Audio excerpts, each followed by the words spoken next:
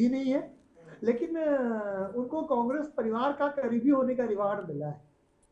ये मैं कल से कह रहा था, और कल भी मैं इसी चैनल पर और इसी प्रोग्राम पे कह रहा था कि कांग्रेस में सबसे ज्यादा इंपॉर्टेंट आपकी योग्यता ये है कि आप गांधी परिवार के कितना करीब हैं, वरना शायद मुख्यमंत्री कोई दूसरा होता। अब मुझे ऐसा लगता है कि हिमाचल प्रदेश कहीं दूसरा राजस्थान या पहला मध्य प्रदेश तो नहीं बनेगा, क्योंकि असंतोष की चिंगारियां कल से ही दिखाई देने लगी हैं। हाँ, अभी हम थोड़ी सी दब जाएंगे। उन्होंने कोशिश की है डिप्टी सीएम से संतुष्ट करने के लिए, लेकिन जो व्यक्ति लीडर ऑफ अपोजिशन रहा हो, जो 5 साल तक लड़ता रहा हो सत्ता में आने के लिए, उसको डिप्टी सीएम पकड़ा दिया है। तो अब मैं कांग्रेस की इस, खैर बाकी वो लोग बड़े योग्य हैं, सही फैसला लिया होगा, लेकिन राजनीतिक विश्लेषक होने के नहीं, नाते वहाँ तो ब्राह्मण मामला भी है, तो वहाँ तो मामला जातिवाद वाला भी है। वहाँ ये बाकायदा इसको देख के उप मुख्यमंत्री बनाया गया है कि ब्राह्मण वोटर को साधना है। नहीं, तो ब्राह्मण वोटर को साधना बिल्कुल सही बात है, लेकिन ब्राह्मण वो व्यक्ति तो सीएम बनने लायक था, उसे आपने डिप्टी सीएम पकड़ा दिया। भूपेंद्र जी, आपको 1 लाख रुपए कमाने की हैसियत हो सपोज है, और आपको 25,000 दिए जाए तो कैसा लगेगा? कोई क्या आपको 25,000 दे रहे साहब, और क्या चाहिए? परी, आप हमारे साथ हैं अभी? आवाज आ रही है आपको परी? बिल्कुल बिल्कुल, मैं आलोक जी की बात से बिल्कुल सहमत हूँ, क्योंकि ऐसा लगता है क्योंकि जो हालात बनने वाले हैं, मुकेश अग्निहोत्री, जैसे मैंने पहले भी कहा था, मुकेश अग्निहोत्री हमेशा आक्रामक रहे और सुखो बिल्कुल पीछे रह गए थे इन 5 सालों में। उन्होंने जयराम ठाकुर के खिलाफ एक भी बार कोई ऐसी बयानबाजी नहीं की जिससे कि हिमाचल का हित हो।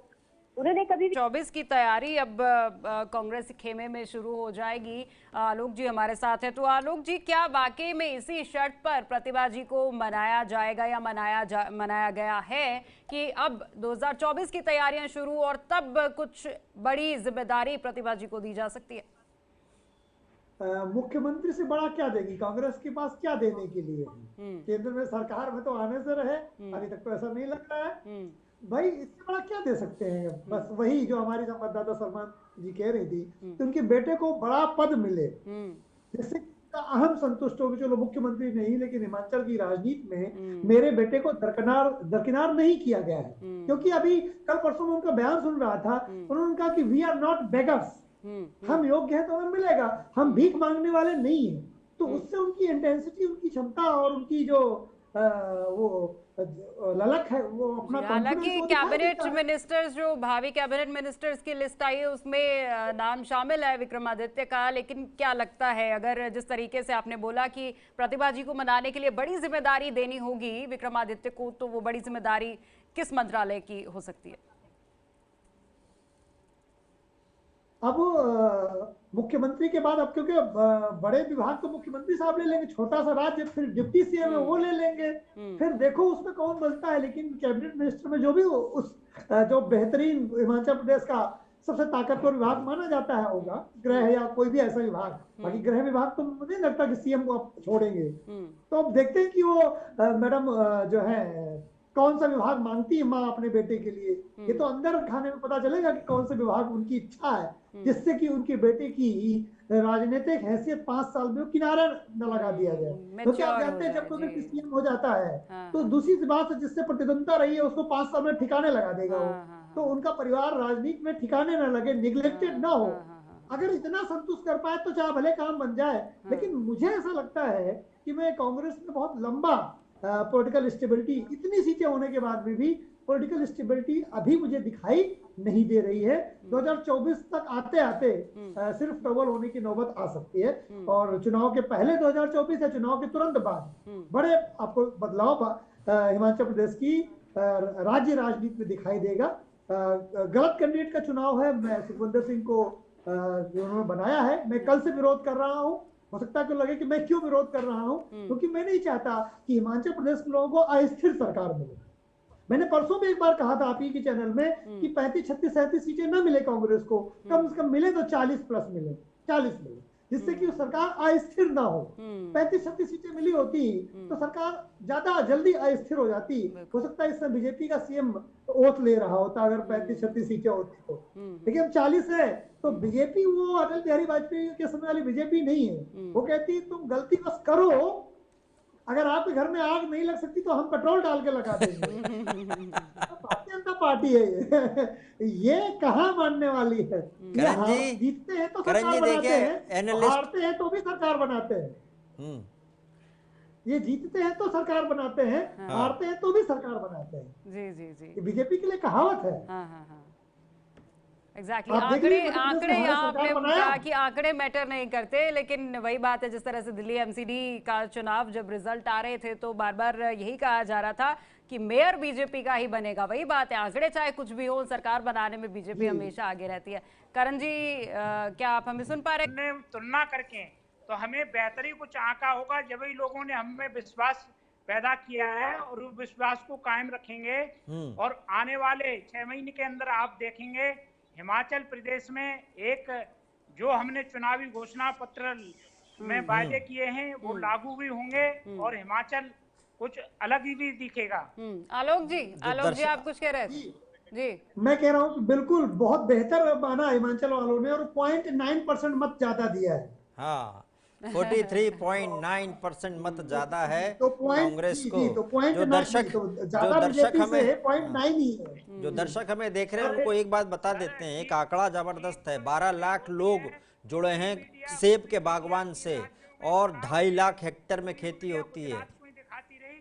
और देखिए हिमाचल 2 प्रदेश यादव जी हमको भी बोलने दीजिए, आप फिर मुझे भी कुछ कह दीजिए। आलोक जी अपनी बात रखिए, राजेश जी आपके पास आएंगे। आलोक जी अपनी बात रखिए। जी मैं 2-3 दिन से ये कह रहा हूँ टूरिज्म को बढ़ाएंगे। हिमाचल प्रदेश में टूरिज्म भी आसानी से बढ़ा सकते हैं, उसके लिए इंफ्रास्ट्रक्चर का मजबूत होना जरूरी है। केंद्र की सरकार और हिमाचल की सेम सरकार होने के बाद वहां का इंफ्रास्ट्रक्चर मजबूत नहीं कर पाई, क्योंकि हिमाचल की एक विशेष स्थिति है, किसी भी रोड को बड़ा पक्का करने के लिए सुप्रीम कोर्ट से परमिशन लेनी पड़ती है और वो हिमाचल की विकास में बहुत बड़ी जो उसकी गति उसको धीमा कर देती है।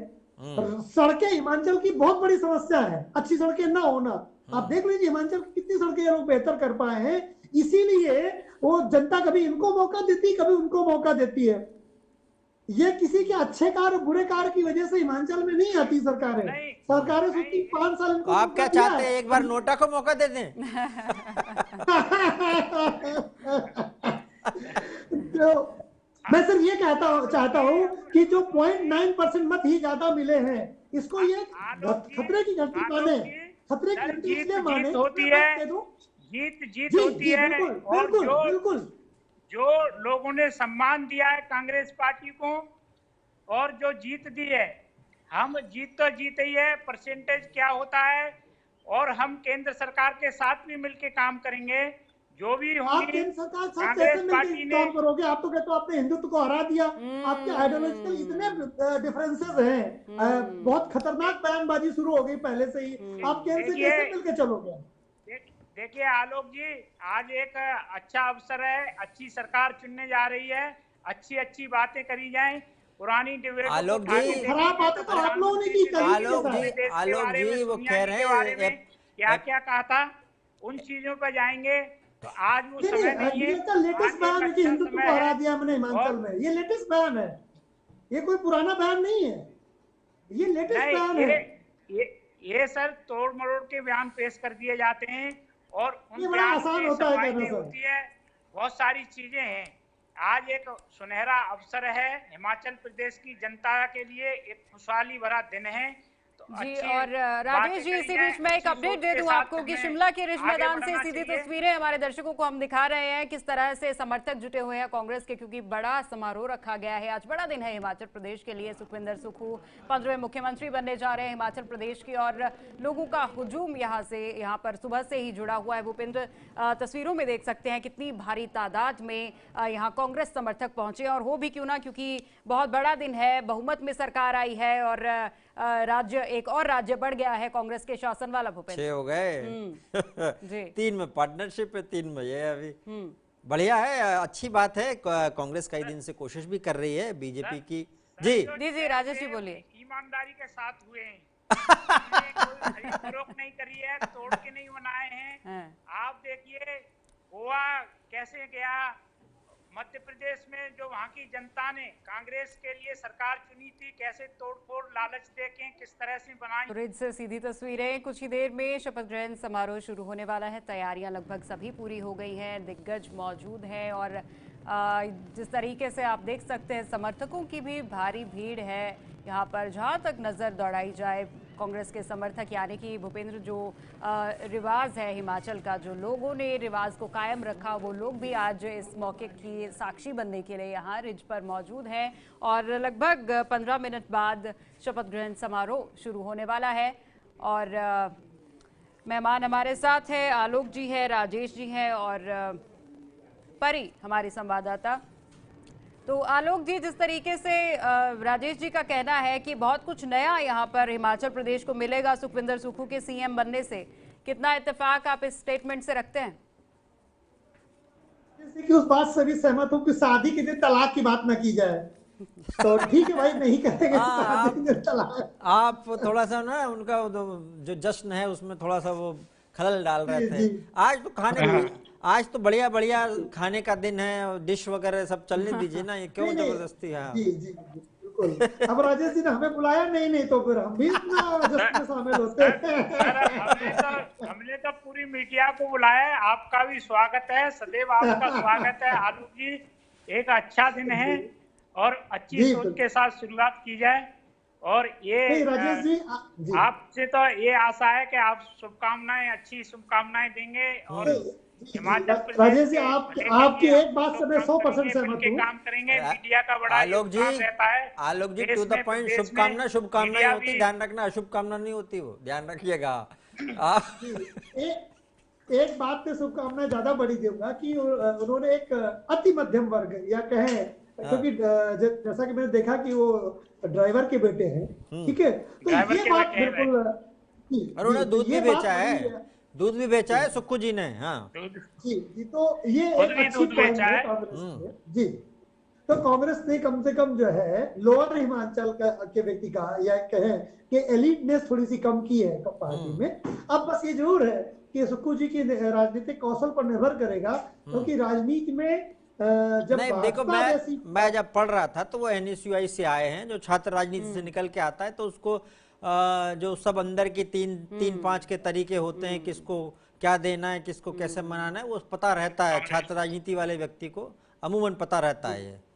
अब ये है कि प्रतिभा सिंह जी को तो अभी तक ढंग से मना नहीं, पहले ही मना लिए ना, अभी मना तो लिया ना, इतना तो मना लिया कि हमको सीएम बनवा दो। जी जी, दोनों के आंख में आंसू थे ना, इतना मनाया है तो आलोक जी, आपने सर ये तो माना कि एक गरीब परिवार से एक मौका दिया है, इसमें तो आपने जो है, आपको धन्यवाद भी करूंगा कि कम से कम आपने जो है ये कांग्रेस की जो मुख्यमंत्री चुनने में जो भूमिका थी और जो चुना है उसको तो आपने भी सराहना की है। तो इसलिए आप आगे देखिए, वो जमीन से जुड़े हुए व्यक्ति हैं, NSUI से लेके